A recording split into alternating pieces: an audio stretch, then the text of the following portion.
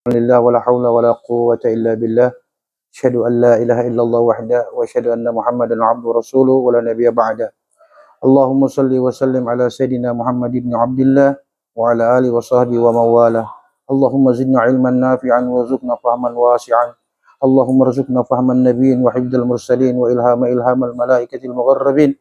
Rabbi syrah li sadri wa yassir li amri wa halul 'uqdatam min lisani yafqahu qawli.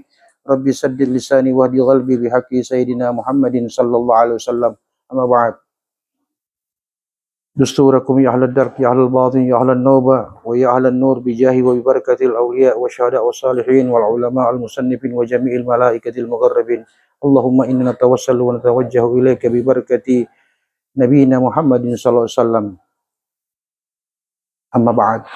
Pertama-tama puja syukur hadirat Allah Subhanahu wa taala, Rabbul Izzah, Tuhan yang disembah di setiap tempat dan di setiap waktu. Kepadanya berpulang segala urusan makhluk dan hanya kepadanya kita semua akan dikembalikan.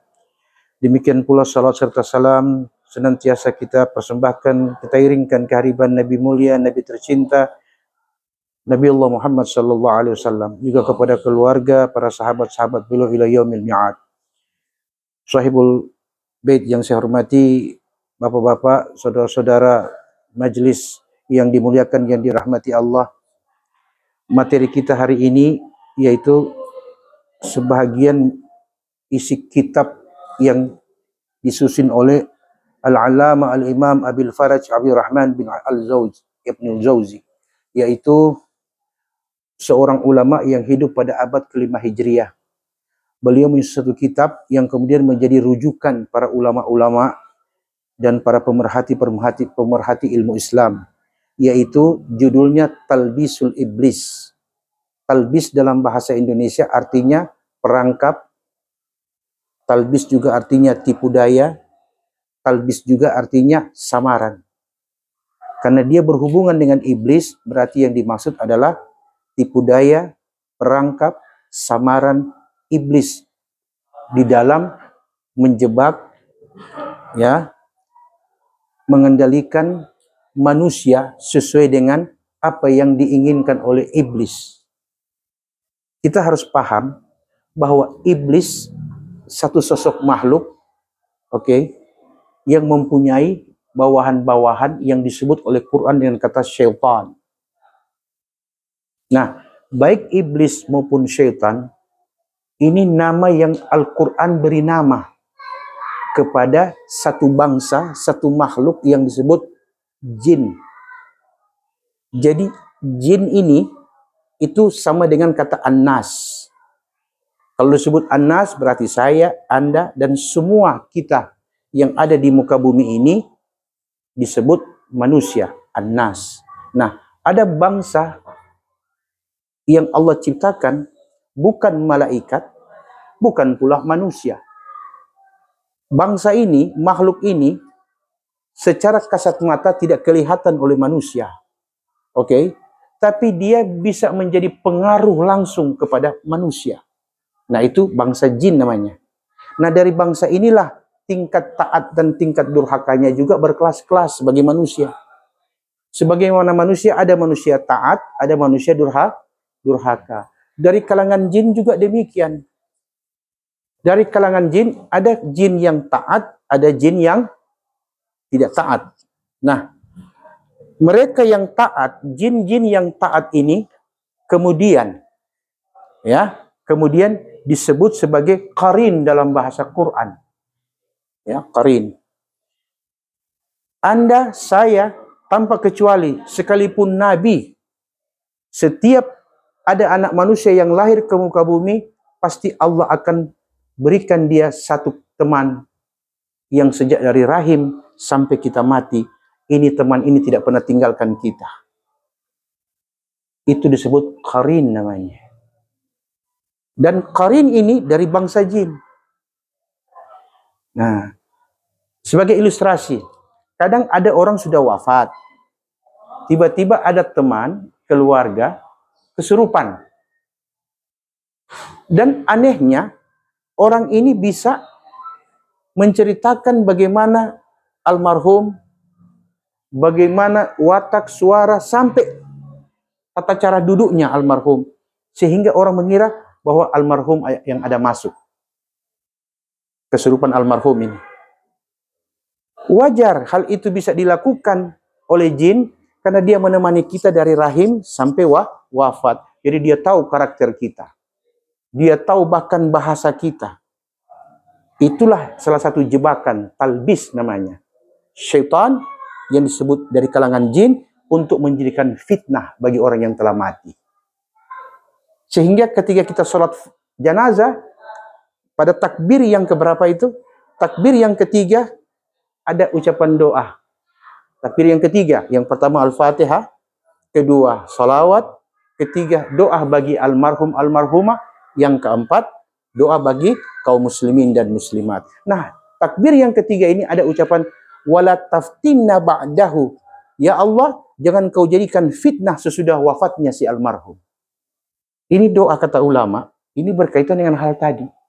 Syaitan menjadikan fitnah itu luar biasa. Semakin tinggi kesalehan dan ilmu seseorang, semakin halus cara dia memperdaya orang. Saya kasih contoh. Kalau bapak-bapak, saudara-saudara melihat orang berbuat maksiat di depan mata, ada tidak rasa benci? Ada tidak rasa ingin menghalangi? Ada tidak perasaan ingin mencegah dia dari hal seperti itu? Kenapa bisa ada? Karena Anda tidak mau berbuat seperti itu. Tapi kalau Anda senang dengan hal seperti itu, Anda menjadi apa? Menjadi bagian dari hal itu juga. Ketidaksukaan Anda melihat suatu perbuatan maksiat yang dilakukan oleh orang yang Anda kenal atau orang yang Anda tidak kenal, itulah menunjukkan kita masih ada iman. Tapi syaitan tidak mau iman itu ada. Syaitan tidak mau. Syaitan mau itu iman itu dari yang bermaksiat sampai yang tidak suka itu masuk dalam jebakan. Nah, pertanyaannya, apakah ketika Anda melihat orang bermaksiat dengan Anda tidak suka dengan maksiat tersebut, Anda lebih baik dari dia yang bermaksiat? Dari mana jaminannya? Bahwa Anda yang sholat, Anda yang tidak suka kepada maksiat, dengan Anda melihat itu, Anda sudah mengatakan bahwa saya lebih baik dari dia. Bukankah ungkapan ini pernah juga diucapkan syaitan, iblis, ketika Allah menciptakan Adam? Ana khairu minhu, saya lebih baik dari dia. Itu yang menyebabkan terusirnya Adam dan Hawa dari surga. Karena Adam dan Hawa merasa mereka ya makhluk yang Allah ciptakan dan Allah pilih untuk menempati surganya Allah. Ini jebakan. Di sini dijelaskan talbisul iblis, jebakan, rayuan, samaran syaitan yang menjadikan kita terjebak dengan kondisi dan keadaan iman kita. Itu satu.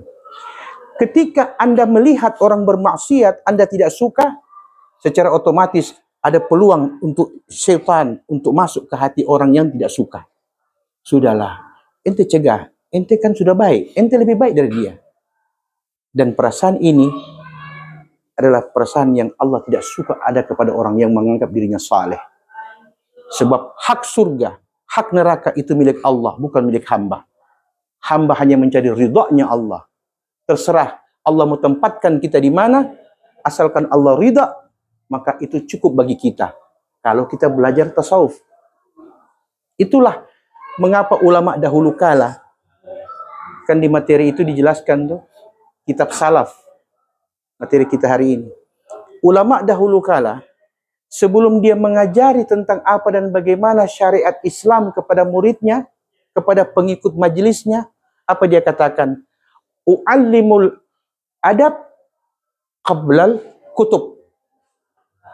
Aku, ulama, lebih mendahulukan mengajari murid-muridku tentang adab, akhlak sebelum kitab. Sebelum kitab. Artinya, taqdimu ta'addubi wal akhlaqi al-hamidah qabla talabul ilmi wal ma'rifah. Artinya, kami ulama salaf ini lebih mendahulukan mengajari murid-murid kami etika, estetika, adab yang terpuji sebelum kami ajari dia bagaimana mendapatkan ilmu dan pengetahuan. Anda pilih mana? Coba Anda jawab. Anda lebih senang melihat yang mana? Jujur. Orang yang ada akhlaknya atau orang yang ada ilmunya? Ya. Berarti ilmu itu bukan satu-satunya. Tapi nilai adab, nilai akhlak, nilai sesuatu yang nampak mulia, itu lebih kita kagumi dan lebih kita cintai daripada sekedar ilmu yang ditampilkan tapi tidak dibarengi dengan akhlak. Maka ilmu itu tidak ada arti apa-apa di hadapan kita. Betul tidak? Maka oleh sebab itu ulama dahulu kala mendidik anak-anaknya, mendidik murid-muridnya itu dengan akhlak dulu. Bagaimana perilaku akhlak, bagaimana ketika kita sholat kita punya akhlak, bagaimana ketika kita bersilaturahim kita punya akhlak, dan sebagainya. Ini dulu ditanamkan. Setelah ini ditanamkan, baru diajari bagaimana cara wudhu yang benar menurut syariat Islam. Bagaimana cara sholat takbiratul ihram yang baik dan benar. Setelah itu, maka lengkaplah. Jadi ketika mereka selesai belajar, mereka menjadi ulama-ulama yang menjadi uswatun hasanah. Karena antara ilmu dan akhlak berbawaan. Hari ini, kita melihat demo di mana-mana. Masyarakat memberikan tuntutan-tuntutan kepada pemerintah, eksekutif, legislatif, bahkan yudikatif. Apa yang mereka tuntut? Bukan poin-poin 17 plus 8. Itu hanya sebuah tuntutan-tuntutan yang mereka inginkan. Tapi yang mereka tuntut pada hakikatnya adalah hilangnya etika dari hati para pejabat, penguasa. Seandainya adab ini, etika ini ada pada mereka, mereka tidak akan mungkin mampu berkhianat. Mereka tidak akan mungkin memanfaatkan sesuatu untuk kepentingan pribadi. Inilah yang hilang sekarang. Jadi yang duduk di puncak-puncak jabatan, jangan Anda bilang itu orang bodoh. Sampai ada yang punya gelar profesor sampai 3 kali. Dokter berulang-ulang kali. Tapi kenapa mereka tidak dipandang elok di mata masyarakat? Karena tidak adanya adab, amanah, dan estetika. Bisa dipahami ini, Pak? Saya lanjut. Ada sebuah hadis Rasul Shallallahu Alaihi Wasallam yang diriwayatkan dalam kitab Sahih, baik kitab Sahih Bukhari dan Muslim. Nabi suatu saat berkata kepada sahabat, apa kata Nabi? La ya'tiyanna 'alan nas. Kasih jalan saja.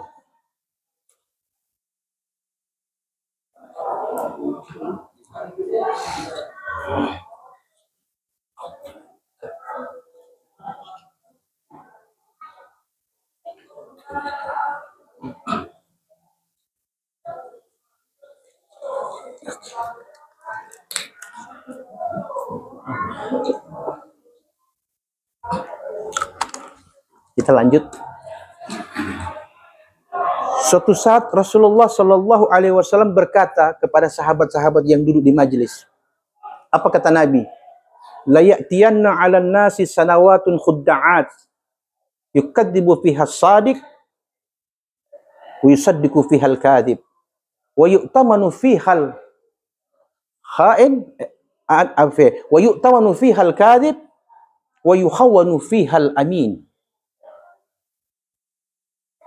Faqala fiha arwaybidah. Qil ya Rasulullah wa ma ruwaybidah ya Rasulullah? Qala Rasulullah sallallahu alaihi wasallam ar-rajulu tafih yatakallam bi amril muslimin ammah. Apa artinya? Nabi katakan suatu saat akan datang di akhir zaman di tengah-tengah umat manusia, bukan umat Islam. Alan nas kata Nabi, akan datang suatu saat di akhir zaman di tengah-tengah manusia tahun-tahun penuh tipuan. Sanawatun khudda'at, tahun-tahun penuh tipuan. Tahun yang dimaksud oleh Nabi yaitu apa? Yusaddiqu fihal kadzib. Manusia lebih percaya pendusta daripada orang yang benar. Dan bila ada orang yang berkata benar, yukadzibu fihas sadiq. Mereka dustakan orang yang berkata benar. Bahkan lebih parahnya Nabi, kata Nabi, lebih parahnya. Wa yu'tamanu fihal kha'in. Mereka suka memberi amanah kepada orang-orang yang punya watak khianat. Oke? Wa yu'tamanu fiha al-amin. Tapi orang-orang yang amanah, jujur, mereka khianati. Oke, qala Ruwaibidah. Itulah saat waktunya Ruwaibidah berbicara. Qalu qila wa ma Ruwaibidah ya Rasulullah. Mereka berkata, apa yang kau maksud dengan Ruwaibidah ya Rasulullah? Kata Nabi, qal ar-rajulu tafi yatakallam bi amril muslimina amma. Itulah orang yang tidak ada ilmu agama, tapi suka banyak berbicara tentang urusan-urusan agama orang banyak. Ada tidak zaman sekarang?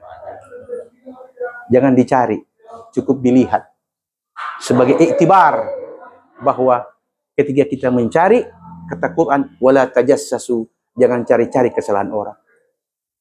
Ketika kita ingin bicarakan di suatu majlis, wala yaqtab ba'dukum ba'da, jangan kalian bergibah, kata Quran, sebagian dengan sebagian lainnya. Makanya ulama salaf dahulu, ketika ada suatu hal yang mereka lihat tidak berkenan dengan syariat, tidak berkenan dengan agama, mereka pilih diam. Karena diam itu menyelamatkan banyak orang. Menyelamatkan dirinya daripada buruk sangka, menyelamatkan juga orang dari sesuatu yang dimana belum tentu dia ini lebih baik daripada yang itu. Satu. Kedua, Nabi mengatakan, kama takununa yuwalla alaikum. Sebagaimana kalian punya keadaan, begitu pula pemimpin akan lahir dari kalian. Artinya begini, dari 100 orang pemimpin, hari ini kita saksikan, hanya ada 10, bahkan tidak lebih dari 10% yang amanah. Sisanya khianat. Kenapa lebih banyak yang khianat daripada amanah? Kenapa? Itu menunjukkan bahwa mereka yang 100 tadi, yang 90% khianat, lahir dari tengah-tengah kita bangsa Indonesia. Artinya bahwa kita ini orang Indonesia punya watak seperti itu. Watak khianat. Masyarakat bangsa Indonesia mayoritas punya watak khianat. Oke? Karena Nabi mengatakan, kama takununa yuwalla alaikum. Sebagaimana mayoritas keadaan kalian, begitu pula pemimpin akan lahir dari kalian. Cuma bedanya begini, Pak. Dorang ada kesempatan untuk khianat, dorang nyanda. Tapi kalau ditukar, mungkin orang lebih jahat dari dorang. Oke? Itu hikmah hadis Rasul. Itu hikmah. Jadi, oleh sebab itu sebagai kita, sebagai masyarakat, sebagai bangsa Indonesia, hal yang paling indah adalah bagaimana kita memperbaiki dulu apa yang sekitar kita. Dengan satu harapan dan niat. Insya Allah di generasi kita itu belum terlihat. Tapi anak-anak bangsa di masa akan datang akan nampak. Minimal ada niat, kemudian ada wujud. Makanya di sini dikatakan, perhatikan ya. Dalam kitab Talbisul Iblis dikatakan, la yakbalu qaulun illa bi'amal. Di sini dia bilang, la yakbalu qaul. Tidak akan pernah diterima satu ucapan, satu analisa, satu tanggapan, satu diskusi, tidak akan diterima oleh masyarakat. Illa bi'amal, sebelum kau buktikan apa yang kau katakan. Di sini dia bilang. Kemudian dia katakan, wala yastaqim qaul wa amal illa binniyah. Pun ketika engkau idealis, kan kadang-kadang orang suka idealis ya. Idealis. Oh tidak, anak tidak diajar begitu. Anak punya orang tua tidak ajar begitu. Mau idealis, tidak akan bisa diterima idealismemu itu. Bahkan ucapanmu pun tidak akan diterima. Bahkan apa yang kau buat juga, sekalipun itu baik, tidak akan pernah diterima. Sebelum Allah itu mengetahui apa dasar niat kau berbuat demikian. Kadang saya ingin memperbaiki suatu keadaan, tapi niat saya karena popularitas. Apa ini yang Allah kehendaki? Di hadapan manusia sukses, tapi di hadapan Allah kita gagal. Nah, ini dikatakan di sini. Wala yaqbalu qaulun wa amalun. Tidak akan mungkin sekedar apa yang kau katakan kemudian tidak pernah kau buat, manusia akan menerimanya dengan mudah, tidak. Pun kau sudah katakan, kau sudah buktikan dengan perbuatan, pun manusia masih bertanya, apa engkau akan begitu seterusnya? Pun kalau kita mampu melakukan itu seterusnya, illa biniat. Kembali lagi kepada niatmu. Apa kau niat ini karena kepopularitas? Karena ingin dikenal, oke, atau karena Allah Subhanahu wa taala. Jadi ulama salaf ini yang mereka pahami, ini yang mereka pelajari. Maka dalam sejarah-sejarah kitab-kitab yang kita pelajari, yang disusun oleh para ulama-ulama salaf, mereka banyak menceritakan tentang hal-hal yang berkaitan dengan etika, adab, estetika. Oke? Sehingga satu contoh seorang wanita salehah, Rabi'ah al-Adawiyah, ketika dia dikenal sebagai seorang wanita yang ahli ibadah. Pak tahu, satu malam 1000 rakaat sholat sunnah. Rabi'ah al-Adawiyah. Oke? Siangnya berpuasa. Hari-harinya mengisi dengan tadarus Quran. Sampai-sampai beliau sangat dirindukan oleh Hasan al-Basri, seorang ulama besar, seorang wali Allah. Jatuh hati kepada Rabi'ah al-Adawiyah. Dia ingin menjadikan Rabi'ah al-Adawiyah seorang istri. Datanglah ia kepada Rabi'ah al-Adawiyah, menyampaikan hasrat dan maksud. Kata Rabi'ah al-Adawiyah, kalau orang punya bahasa ini, Hasan, ana minta maaf. Ana cinta ini sudah tidak ada lagi kepada selain diriku, kecuali kepada Allah. Kekasihku adalah Allah. Bila engkau mencari cinta di hatiku, kau tidak akan temukan cintaku kecuali kepada Allah Rabbul Izzah. Oke? Hasan Basri pun berkata, kalau begitu masih adakah hal-hal yang lain yang memungkinkan aku untuk dipertimbangkan? Tapi apa kata Rabi'ah? Ya Hasan, berapakah akal Allah berikan kepada laki-laki? Dan berapa hawa nafsu Allah kasih? Hasan karena ulama, dia katakan, laki-laki Allah beri 9 akal dan hanya diberi 1 hawa nafsu. Kalau begitu, berapakah hawa nafsu dan akal Allah berikan kepada perempuan? Hasan al-Basri berkata, kepada perempuan Allah kasih 9 hawa nafsu dan hanya 1 akal. Oke, Rabi'ah menjawab, ya Hasan, laki-laki 9 akal 1 nafsu, tapi 9 akalnya tidak bisa mengendalikan 1 nafsunya. Betul tidak? Tapi kita, saya perempuan, Allah beri 9 nafsu, hanya 1 akal. Tapi 1 akalku ini mampu mengendalikan 9 hawa nafsu. Dengan penuh kehormatan, tanpa dipermalukan, Hasan Basri mundur dari lamaran. Ketika beliau pergi, Rabi'ah al-Adawiyah angkat tangan ke langit, minta kepada Allah. Bukan minta, menyatakan diri kepada Allah. Apa dia katakan? Ilahi, in kuntu a'buduka tama'an li jannatik fahrimniha. Tuhan, bila sekiranya ibadahku selama ini hanya karena mengharapkan surgamu, haramkan surga itu untukku. Wa in kuntu a'buduka khaufan min narik. Tapi ibadahku selama ini hanya karena takut dengan ancaman api nerakamu, maka masukkan aku ke dalam api neraka. Tapi kata Rabi'ah, wa in kuntu a'buduka liwajhikal karim faghfir li dhunubi warhamni. Tapi kalau aku selama ini ibadah kepada engkau hanya karena mengharapkan ridhamu, maka rahmati dan ampuni aku. Ungkapan hati seorang wanita salehah, alimah, seorang waliyah, ketika dia mengatakan bahwa ibadahnya itu bukan karena surga dan bukan karena takut api neraka, tapi mencari cinta Allah. Makanya tarekah Rabi'ah al-Adawiyah disebut dengan tarekah mahabbah namanya. Jadi paham? Jadi ini sudah pertemuan yang kedua. Artinya pertemuan kedua, kenapa Ustadz tidak pelajari dulu tahara, wudhu, dan sebagainya. Kan begitu. Harapan kita seperti itu. Tapi saya berpendapat begini. Perkenalkan dulu seperti apa itu yang disebut dengan akhlak, etika, adab. Karena bila kita sudah faham, baru kita mulai belajar lagi namanya hikmah daripada perintah dan larangan. Kenapa harus perintah dan larangan? Hikmahnya yang diambil tidak langsung pada perintahnya. Karena bila kita tidak tahu hikmah, kita tidak akan termotivasi untuk melakukannya dengan benar. Jadi paham ini Pak? Berikut. Ada pertanyaan sebelum saya lanjut?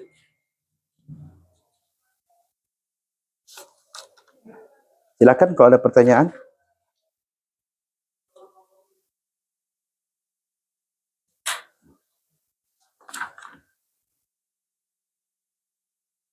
Baik, kita lanjut. Saya baca di sini satu hadis, ya, satu hadis dari Rasulullah SAW yang tidak berkaitan dengan matan hadis. Ini saya bacakan berdasarkan ilmu hadis, ya, supaya saya sedikit perkenalkan apa itu ilmu hadis. Bismillahirrahmanirrahim. Akhbarana Hibatullah ibnu Muhammadun, akhbarana Al-Hasan ibnu Ali At-Taymi, akhbarana Ahmad ibnu Ja'far ibnu Hamdan, haddatsana Abdullah ibnu Ahmad, haddatsani Abi an Abdi ibn Ishaq, akhbarana Ibnu Al-Mubarak, haddatsana Muhammad ibn Sawqah an Abdullah ibn Dinar an Ibnu Umar anna Umar bin Al-Khattab radhiyallahu anhuma khataba bil jababiyah faqala qama fina Rasulullah sallallahu alaihi wasallam faqala man arada minkum bihububatil jannah falyazimil jama'ata fa inna syaitana ma'al wahidi wa huwa minal itsnaini ab'ad. Ini lengkap dengan perawi. Telah memberitakan kepada Hibatullah, telah memberitakan kepada kami Hibatullah bin Muhammad, dan ia berkata telah memberitakan kepada kami Hasan bin Ali At-Taimi. Ia berkata telah memberitakan kepada kami Ahmad bin Ja'far bin Hamdan. Ia berkata telah menceritakan kepada kami Abdullah bin Ahmad. Kemudian Abdullah bin Ahmad berkata telah menceritakan kepada aku bapakku yang ia terima hadis ini dari Ibnu Ishaq. Telah memberitakan kepada kami Ibnu Mubarak. Jadi Ishaq ini menerima hadis ini dari Ibnu Mubarak, dan Ibnu Mubarak berkata, haddatsana Muhammad bin Sawqah. Kami juga diceritakan hadis ini oleh Muhammad bin Sawqah yang ia terima dari Abdullah bin Dinar. Dan Abdullah bin Dinar mendengar hadis ini an Ibnu Umar, dari putranya Umar bin Khattab. Dan Ibnu Umar ini menerima hadis dari Umar bin Khattab, bapaknya, radhiyallahu anhu, berarti sahabat Nabi. Nah, itu disebut dengan orang yang menceritakan satu hadis, dia ceritakan dari siapa dia terima hadis ini, dari si fulan, sampai terakhir kepada sahabat, dan sahabat berujung kepada Rasulullah. Itu namanya sanad rawi hadis. Begitu. Jadi bedakan, ya. Nah, adapun nama-nama yang disebutkan dari fulan, itu dalam satu cabang ilmu hadis disebut dengan ar-rijalul hadis atau ar-ruwat namanya. Itu ada cabang ilmu sendiri. Oke. Saya tidak ceritakan seperti apa, cuma sekarang memperkenalkan saja, ya. Berikut. Apa dia katakan oleh Sayyidina Umar? Sayyidina Umar berkata, khataba bil jababiyah. Faqala, qama fina Rasulullah sallallahu alaihi wasallam. Pada saat itu, kata Sayyidina Umar, Nabi Muhammad SAW berkhutbah di Jababiyah. Jababiyah suatu tempat, ya. Nabi berkhutbah. Faqala, qama fina ya Rasulullah. Qama fina Rasulullah. Maka saat itu ketika Nabi khutbah, Nabi berdiri. Faqala, kemudian apa Nabi katakan kepada jamaah yang hadir? Nabi mengatakan, man arada minkum bihubuhatil jannah. Siapa di antara kalian yang ingin mendapatkan bau surga? Nabi bilang, siapa di antara kalian yang mengharapkan dan menginginkan mendapatkan bau surga, satu di antara syaratnya, falyazimil jamaah, sebaiknya ia suka berjamaah. Kenapa? Fa inna syaitan, kata Nabi, karena sesungguhnya syaitan itu ma'al wahid, selalu bersama-sama orang yang menyendiri. Sudah Joh, daripada lebih anak sendiri Joh. Siapa biar nantinya ada orang. Syaitan suka itu yang begitu. Syaitan suka. Kenapa? Pertama, sifat kibir ada sama dia. Ada modal rajal ini untuk jadi sahibnya syaitan. Yang kedua, menganggap remeh orang-orang yang banyak. Nah, ini yang kemudian dijadikan oleh syaitan sebagai apa? Talbis. Syaitan masuk menyamar, merangkap. Sehingga syaitan mau yang kasih nasihat dengan yang dinasihati dua-dua neraka. Yang satu tidak suka perbuatan maksiat, yang satu terjebak dengan sifat kibirnya. Betul tidak? Nah, inilah manfaat kita belajar bagaimana mengenal apa dan bagaimana sehingga hati kita menjadi tulus, amal kita menjadi murni, niat kita ikhlas kepada Allah Subhanahu wa taala. Sebagaimana saya katakan awal tadi, mana yang Anda pilih? Orang yang ada ilmu atau orang yang ada akhlak? Anda mengatakan orangnya ada akhlak. Kenapa? Kalau akhlak berarti yang kita lihat dengan hati. Tapi kalau ilmu yang kita lihat dengan mata. Apa yang kita lihat dengan mata belum tentu seperti itu hakikatnya. Tapi apa yang kita rasakan dengan hati itu langsung terasa bahwa orang ini ikhlas dan orang ini hanya buat-buat. Bisa dipahami nih Pak? Oke, ada ya pertanyaan? Mungkin ya. Persoalan mobilitas, persoalan ada. Ya. Itu kan juga situasional. Betul. Dalam berusaha, dalam bekerja. Betul. Contoh misalnya, Ternate itu, kalau misalnya Ustadz dan dia bilang mau nih, tapi itu kan kasar. Iya. Betul. Tapi kalau Ternate, jangan itu biasa. Iya. Hormatan. Baik. Baik. Misalnya orang ke Cina. Baik. Kalau di sini perilaku itu kasih rokok pada orang begini. Atau orang begini kan? Kalau orang kasih begini, lu bilangnya sopan. Iya. Mesti cabu satu batang, pun kasih. Iya. Cabu Cina itu dong bilang cabu Cina. Iya. Tapi kalau orang kalau di sini cabu begini, itu kan yang ada orang bilang kan. Tapi kalau di sini sebaliknya. Iya. Nah, sama yang di Ternate, kira-kira itu salah satu contoh-contoh kecil. Baik. Jadi kata juga situasi orang juga harus mengerti. Karena ketika orang yang mengerti, misalnya Ustadz dulu, Ustadz mau nih acara sama Anda sih kan? Nah itu misalnya orang Ustadz orang kasarnya orang, padahal sebenarnya itu tradisi kebiasaan seperti lagu bangsa. Mau nih harus begini, padahal itu biasa kalau di Ternate seperti itu Ustadz. Baik. Ya, assalamualaikum warahmatullahi wabarakatuh. Jadi panduan-panduan agama itu jelas. Hanya kadang-kadang ada yang sampai kepada orang itu panduan, ada yang belum. Bukankah ulama-ulama ahli hikmah berkata, likulli maqal makan, wa likulli makan maqal. Setiap tempat ada bahasanya dan setiap bahasa ada tempatnya. Itu situasional namanya. Tapi kalau berkaitan dengan hukum, ada kaidah usuliyah yang mengatakan, taghayyurul ahkam bi taghayyuril azmina wal amkina wal ahwal. Suatu ketetapan hukum bisa berubah karena adanya perubahan tempat, waktu, dan keadaan. Jadi situasional itu benar. Jadi kita belajar adab etika ini bukan satu patokan kemudian kita perlakukan bagi semua. Semua orang faham kanvas rem itu pakai untuk barem, tapi tidak semua mobil boleh cocok dengan kanvas rem itu. Berarti harus yang pokok fungsinya yang mau dicari. Ya, bukan ukurannya. Jadi ketika kita melihat bahwa di sini merupakan sesuatu yang biasa, ya sudah, kita ikuti alurnya. Intinya tidak berlawanan dengan apa yang jamaah pahami. Mayoritas. Itu namanya cerdas. Tapi kalau idealis, tidak. Mau di mana nyanda. Kita begini. Nah, ini yang susah. Ini yang kadang-kadang ini. Jadi, yang dimaksud pertanyaan tadi cukup bagus. Mengatakan bahwa situasional itu perlu menjadi perhatian. Tapi intinya fungsinya akhlak ini yang harus kita pahami. Bisa ini ada lagi yang lain pertanyaan? Silahkan. Ya. Baik. Nah, berikut. Kemudian kita hadis yang berikut. Ya, ada? Hadis yang berikut. Akhbarana Abdullah Wahab bin Ibn Mubarak, akhbarana Ahmad bin Haddad, akhbarana Abu Nuaim al-Habid, haddatsana Muhammad bin Husain, haddatsana Bashar bin Musa, haddatsana Muhammad bin Sa'id, haddatsana Al-Mubarak 'anil Rabi' an Abi al-Aliya an Abi Ka'ab qala 'alaikum bis-sabili wa sunnah fa innahu laysa min 'abdin 'ala sabilin wa sunnati dzikril rahman fa ghadat 'ainahu min khasyatillah fatamassal nar wa in tisadan fi sabili wa sunnah khairu minal ijtihadi fi al-khilaf. Artinya begini. Hendaklah kalian selalu menempati kehidupanmu itu pada satu jalan yang tidak dibenci oleh manusia tapi disukai oleh orang-orang banyak dan diridhoi oleh Allah. Jalan yang bagaimana itu? Jalan yang tidak menyakiti siapapun. Jalan yang menghargai apapun.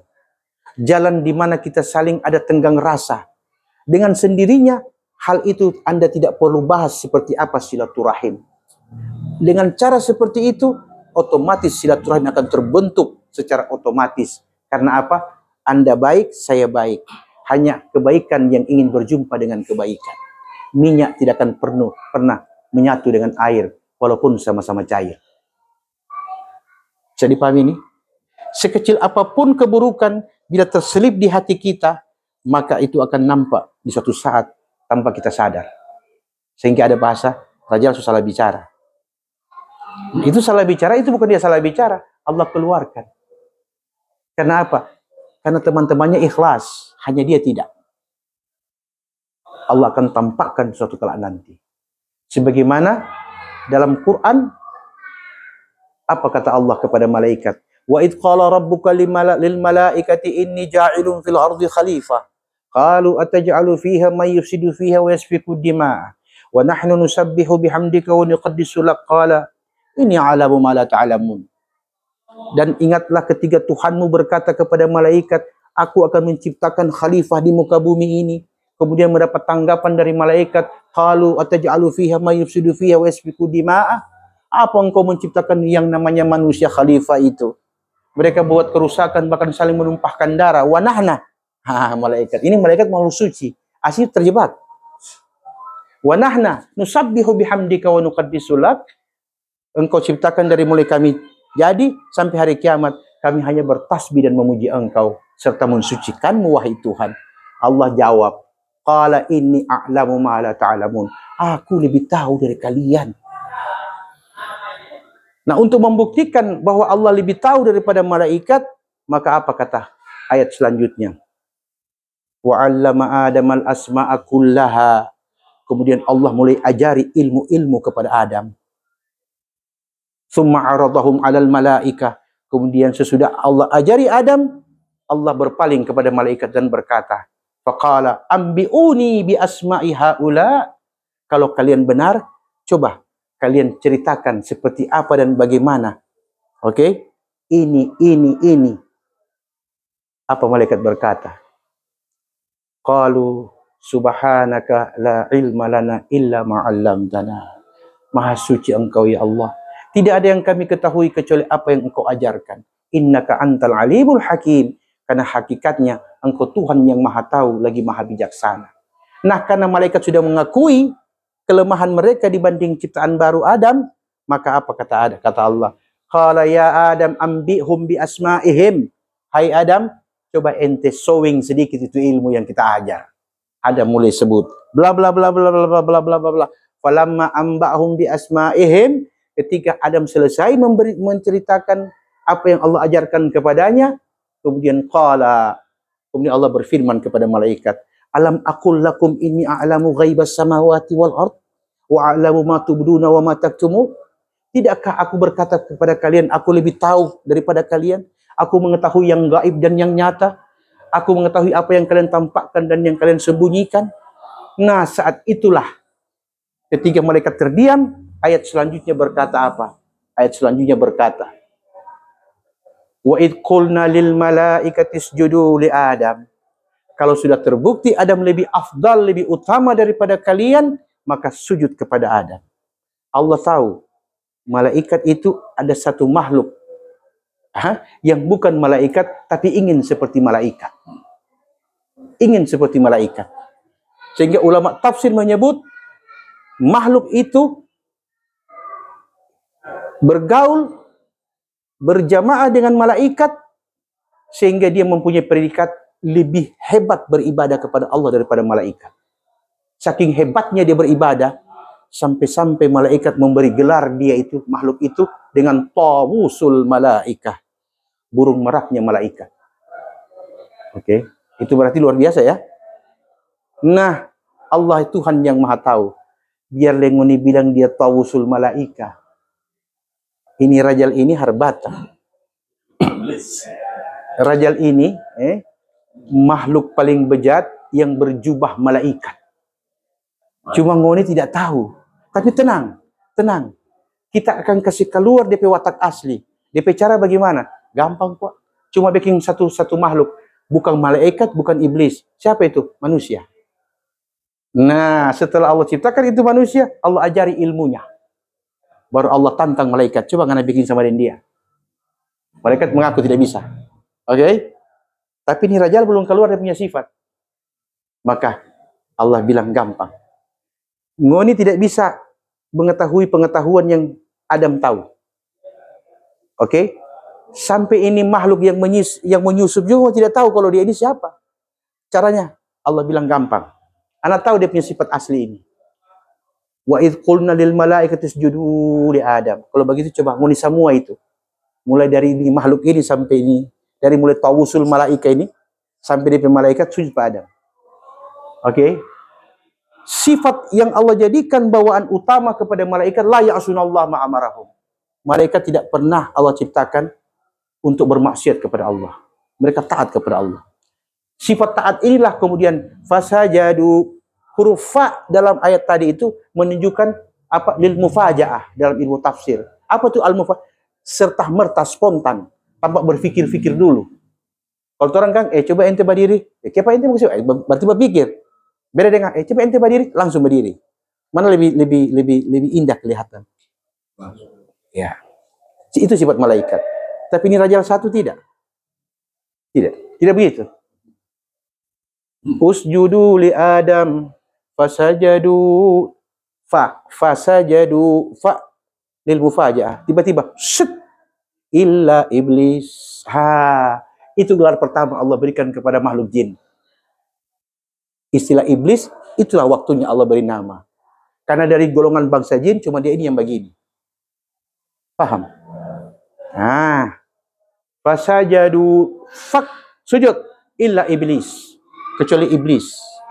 Iblis dalam bahasa Arab itu kalau diterjemahkan itu dia berasal dari kata ablasa, yablisu, yang artinya yang berputus asa.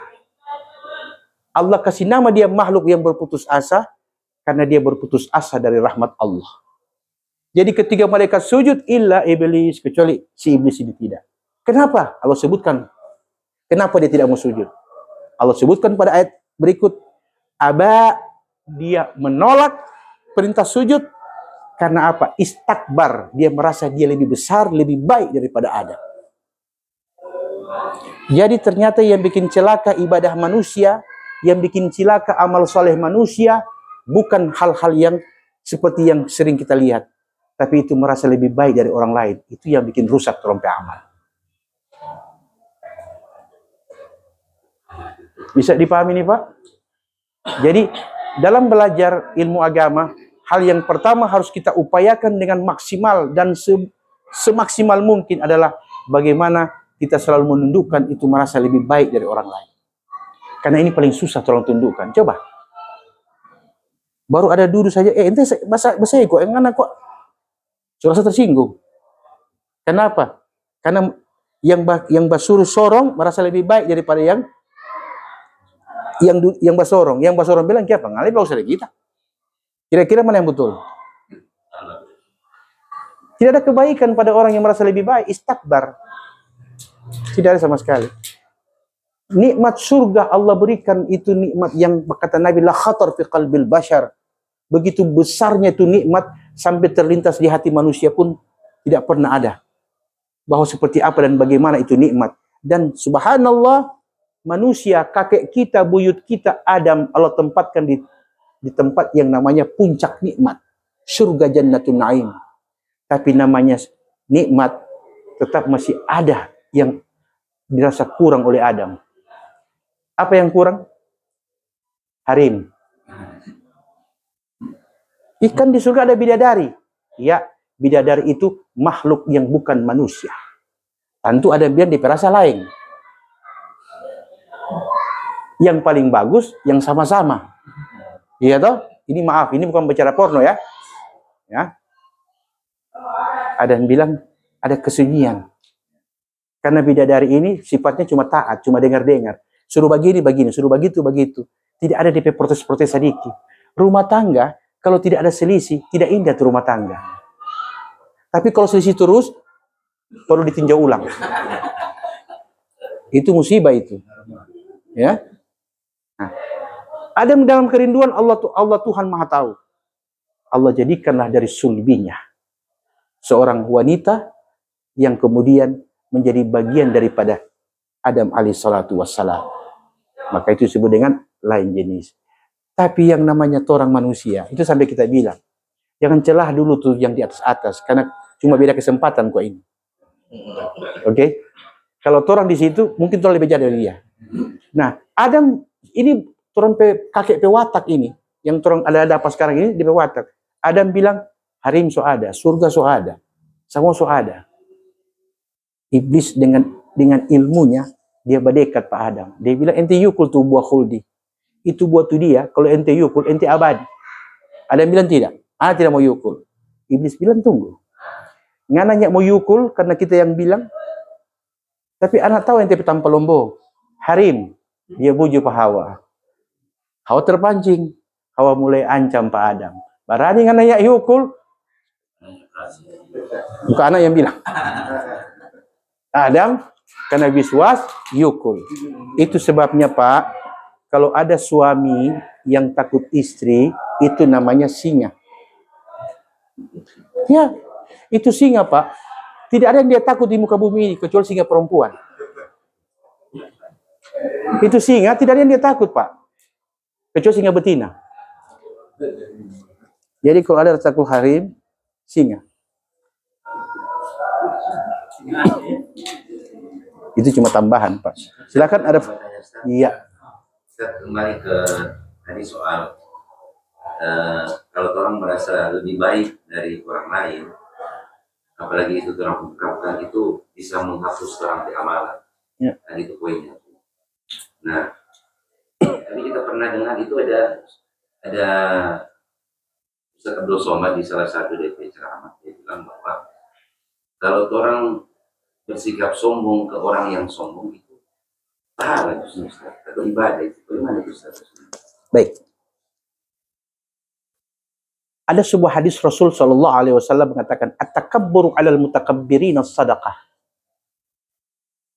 Bila kita berhadapan dengan satu kesombongan, maka lawanlah ia dengan kesombongan. Asal niatmu karena Allah, ingin menyadarkan dia, bukan ingin baku lawang. Kalau niat ingin membuat dia sadar bahwa di atas langit masih ada langit, maka insya Allah itu menjadi sedekah kata Nabi. Itu yang dimaksud tadi. Tapi kalau terasa dan siapa cuma ngana, sama itu. Sama itu, berarti 11-12. Jadi paham Pak? Orang ketika belajar agama Islam, hal pertama yang harus dia pelajari adalah mengenal apa yang belum dia kenal. Siapa yang dia tidak kenal? Allah Subhanahu wa Ta'ala. Bagaimana cara mengenal Allah Subhanahu wa Ta'ala? Kata Nabi, al-mu'min mir'atul mu'min. Dalam kitab Sirul Asrar fi Madharil Anwar, karya Syekh Abdul Ghani Jalani, saya tidak bawa kitabnya. Itu dia katakan bahwa Nabi mengatakan orang beriman, al-mu'min mir'atul mu'min, adalah cerminnya al-mu'min. Apa al-mu'min di situ? Al-mu'min di yang kedua itu bukan orang beriman, tapi Allah. Karena 99 sifat-sifat Allah ada itu al-mu'min, al-muhaimin. Al-mu'min di sini artinya Allah Tuhan yang memberi rasa aman. Kepada siapa? Kepada orang-orang beriman. Hanya orang berimanlah yang selalu merasa aman walaupun musibah datang silih berganti. Maka sebab itu Nabi mengatakan dalam hadis sahih, ajaban li amril mu'min, inna amrahu kullahu lahu khair. Wa laysa dzalika li ahadin illal mu'min, in asabathu sarra syakara fakana khairan lahu wa in asabathu dharra sabara fakana khairan lahu. Nabi mengatakan, saya sendiri kagum dengan watak sifatnya orang beriman. Kenapa ya Rasulullah? Inna amrahu kullahu lahu khair. Orang itu kalau dia punya iman bagus, semua urusan pada dia bagus. Kata Nabi. Dan tidak seorang pun yang bisa menyamai itu kecuali orang beriman. Kemudian Nabi berkata, mau tahu? In asabathu sarra syakara. Kalau dia dapat nikmat, dia langsung bersyukur kepada Allah dengan nikmat. Mau sedikit maupun banyak. Tapi, kata Nabi, wa in asabathu dharra, tapi kalau dia dapat ujian, mau kecil mau besar, hal pertama yang dia lakukan, sabar. Dia sabar. Kenapa sabar? Ada hadis lain mengatakan riwayat Imam Ahmad. Nabi mengatakan, as-sabru inda sadamatil ula. Sabar yang dimaksud oleh agama itu, waktu peta toki langsung sabar. Itu tuh sabar. Bukan sudah terjadi, so habis merontak, karena sudah mulai mau lawang, sudah anak sabar jo. Itu bukan sabar. Itu sunya itu DP nama itu untuk mau bikin apa? Iya. Jadi orang sabar, sifat sabar yang dimaksud oleh agama adalah kena begitu, innalillahi wa inna ilaihi rajiun. Oke? Innalillahi ma akhadha, kata Nabi, walahu ma a'ta. Punya Allah apa yang Allah ambil, dan punya Allah pula apa yang Allah berikan. Berarti orang punya yang mana? Orang tidak ada miliki apa. Tidak ada yang orang miliki. Mau bukti bahwa orang tidak punya? Mari. Orang kan sering berkata, anak pediri kok, anak lebih tahu. Ada bahasa begitu? Baik. Kalau ada bahasa itu manusiawi. Tapi kalau betul ente pediri, coba ente atur tuh nafas kapan dia keluar dan kapan dia berhenti. Satu. Coba ente atur kapan ente mau bangun dan kapan ente mau tidur. Urusan mengantuk saja orang berharap. Belum urusan jantung berpukul. Belum urusan darah mengalir. Belum urusan makanan keluar jadi kotoran. Apa orang pediri? Kalau orang pediri orang mampu atur. Tapi Allah punya sifat Rahman dan Rahim. Allah bahagi dua itu. Ada yang boleh orang kendalikan dan ada yang tidak boleh orang kendalikan. Hak mutlak Allah Subhanahu wa taala. Nah, yang orang boleh kendalikan inilah turun firman-firman Allah, Quran dan sunnah Rasul, bimbing. Yang boleh anda kendalikan itu perasaan, itu hati. Caranya bagaimana? Kasih bersih itu prasangka, kasih hilang itu buruk sangka. Itu yang boleh orang atur. Caranya mau atur bagaimana? Belajar. Jangan pakai ilmu taksir. Karena orang baca Quran itu ada dua.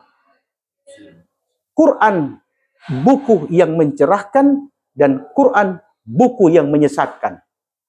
Itu ada bukunya. Dia punya penyusun itu Kiai Haji Abdul Rahman Wahid, Quraisy Shihab, Kiai Haji Ali Yafi, Kiai Haji Ibrahim Hussein.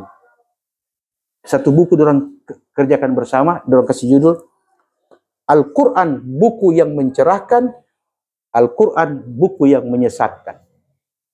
Oke? Kalau orang mau belajar itu Quran, kalau orang lihat dengan mata, yang nampak itu huruf.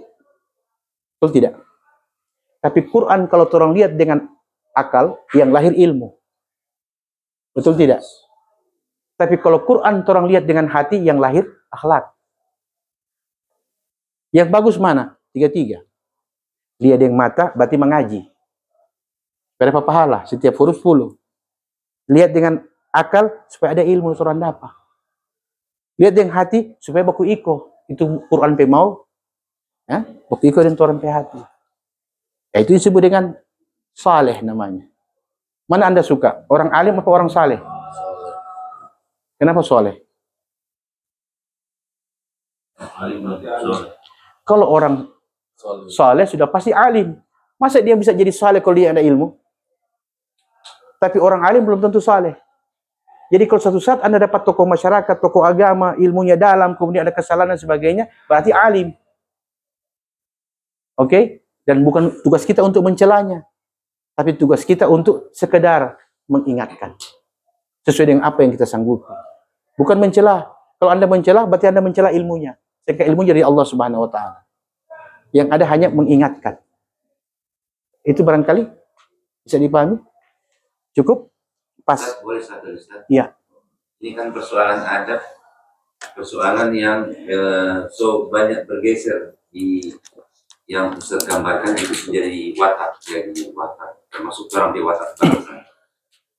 Nah, sekarang kalau mau lihat ini adab, khususnya orang di ini generasi belakang ini, termasuk orang di anak-anak, orang di adik-adik. Nah, mungkin ini ada kaitannya dengan pola pendidikan yang selama ini diberikan di sekolah dasar misalnya. Kalau dulu kan, misalnya orang diajarkan di sekolah dasar itu bagaimana berbicara ke orang yang lebih tua, orang yang seumuran, atau orang yang jauh lebih tua. Nah, kita sendiri, karena kita punya anak, kita lihat, oh ini kadang pendidikan di sekolah ini, dia tidak memberikan dampak ke adab dalam hal tadi yang Ustaz bilang. Nah, mungkin Ustaz ada kiat-kiat bagaimana orang supaya maksudnya orang ke anak ini yang menjadi tanggung jawabnya orang untuk mendidik atau mengajarkan adab pada orang untuk bersikap ke baik. orang yang begitu. Orang-orang ini semua kan hasil produksi orang-orang dulu tuh.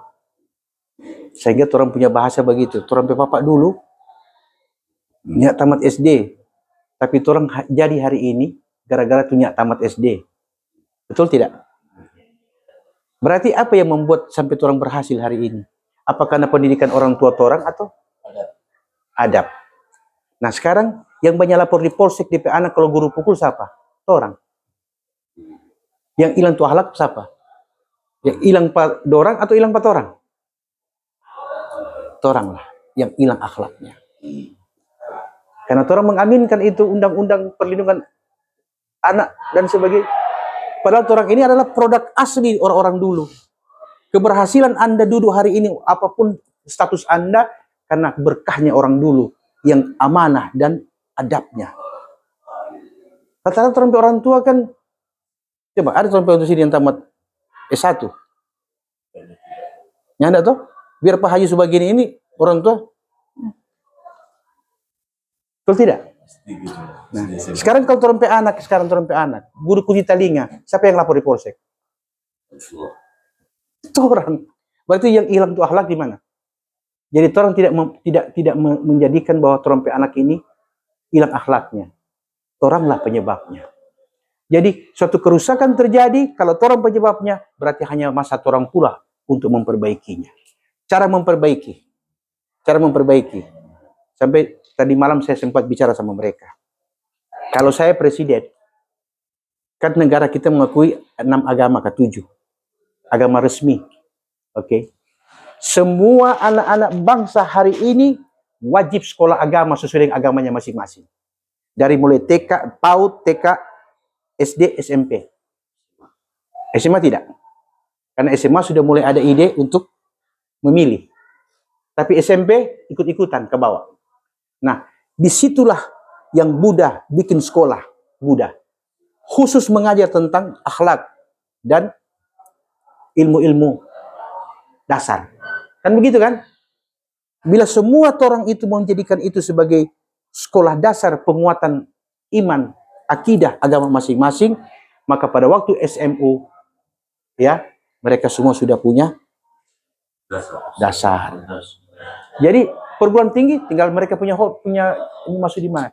Kalau saya bicara begitu, artinya kalau itu pun tidak bisa, karena ini negara Nusantara, negara yang besar, negara yang luas, ya sekurang-kurangnya kita mulailah dari diri kita, kemudian kepada anak-anak kita. Tapi Ustadz, dengan adanya orang ini dia begini, ini kan tidak mungkin orang bisa merubah.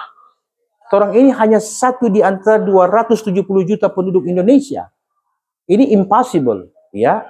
Secara logika itu impossible. Tapi dunia itu ada awal, ada akhir loh. Kalau dunia ini ada awal, ada akhir, yang tidak ada akhir apa? Tinggal akhirat. Hanya ada awal, tidak ada akhir. Dan orang mau hidup lama di mana? Nah, kalau begitu, ibarat satu kisah.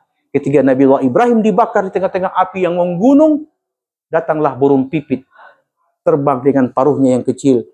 Mengambil air sedikit di sungai, terbang ke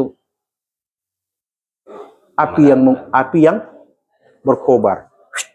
Buang. Buang. Tidak ada pengaruh sedikit pun terhadap api. Cecak, bertiup-tiup supaya itu api sedikit besar. Tiupannya pun tidak membuat api makin besar. Tapi sifat sombongnya yang ada pada cecak, ia berkata dan meremehkan pipit. Pit, biar ngana bola bale, enak mau mati tu api. Berapa tu air di mulut pangana? Pipit yang cerdas berkata, hai cecak, saya pun tahu air yang di mulutku tidak mampu memadamkan api. Tapi di hari kiamat Allah tahu saya sedang apa untuk menolong Nabi Ibrahim. Dan ente sedang bikin apa waktu itu. Jadi nilai akhir yang orang ambil. Kalau sesuatu keadaan tidak bisa orang rubah. Barangkali cukup demikian. Lebih dan kurang saya mohon maaf. Wallahul musta'an. Wabillahi taufiq wal hidayah. Assalamualaikum warahmatullahi wabarakatuh.